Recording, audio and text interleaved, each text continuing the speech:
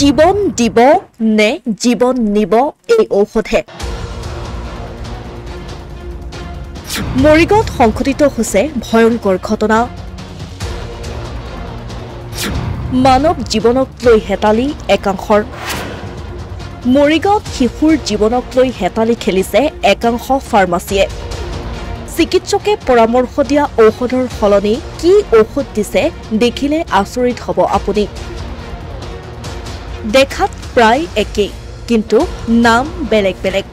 এটা নিওপেপটিন বুলি এটা মেডিচিন হয় এটো এনজাইম বুলি কয় ডাইজেষ্টিভ এনজাইম পেটৰ অসুখ হলে দিয়া যায় কিন্তু ইয়াত যেটো দিছে এটা নিওপেপটিনৰ ঠাইত নিওপেকটিন বুলি দিয়া গৈছে তো এইকাৰণে আমি মেডিচিনটো কিমান ভাল বেয়া সদ্যহতে আমি ক'ব নোৱাৰো এটো পৰীক্ষা কৰিলেহে ক'ব পৰা যাব তো আমি এটো স্যাম্পলটো ইয়াৰ পৰা কালেক্ট কৰি লৈ যাম তাৰ উপৰি যেটো হোলসেলাৰৰ পৰা তেখেতে লৈছে সেই হোলসেলাৰৰ পৰা আমি এই স্যাম্পলটো কালেক্ট কৰি আমি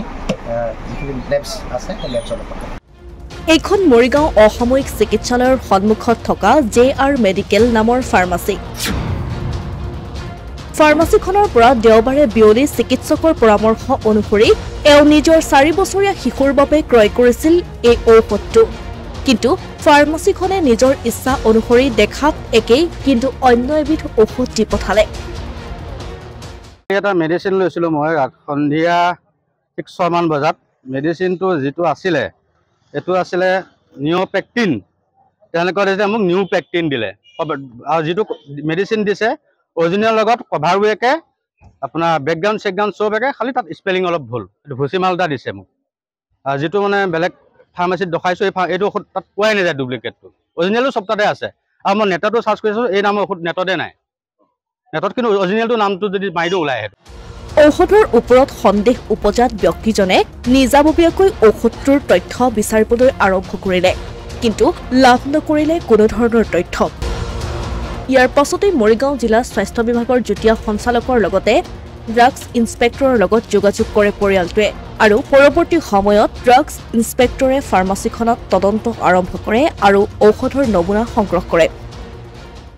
সদ্যহতে তেখেতৰ এটা ভায়োলেশ্যন হৈছে যেহেতু তেখেতে প্ৰেছক্ৰিপশ্যনৰ মেডিচিনটো সলনি কৰিছে এটো as per drugs and cosmetics act and rules 1940 and 1945 তেখেতে ৰুল নম্বৰ 6511A ভায়োলেশ্যন কৰিছে য'ত প্ৰেছক্ৰিপশ্যনত দিয়া মেডিচিনটো সলনি কৰিব নোৱাৰে অথচ তেখেতে সলনি কৰিছে সেইটো কাৰণে আমি এইটো ডিপাৰ্টমেণ্টৰ হেডকোৱাৰ্টাৰ্ছত লিখিম আৰু হেডকোৱাৰ্টাৰ্ছৰ পৰা যিখিনি ইনভেষ্টিগেশ্যন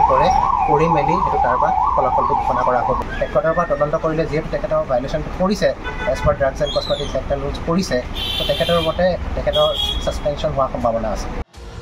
উল্লেখ্য যে ড্ৰাগছ ইন্সপেক্টৰৰ মতে নিয়ম উলংঘা কৰাৰ বাবে ফাৰ্মাচীখনৰ ওপৰত লোৱা হ'ব বিহিত ব্যৱস্থা কিন্তু এতিয়া প্ৰশ্ন হয় জীৱনদায়িনী ঔষধৰ নামত একাংশই কি কৰিছে মানুহৰ জীৱনৰ লগত হেতালি খেলা এই সকল লোকৰ বিৰুদ্ধে কিমান কঠোৰ হ'ব প্ৰশাসন অসমীয়া প্ৰতিদিন ডিজিটেল সংবাদ মায়ং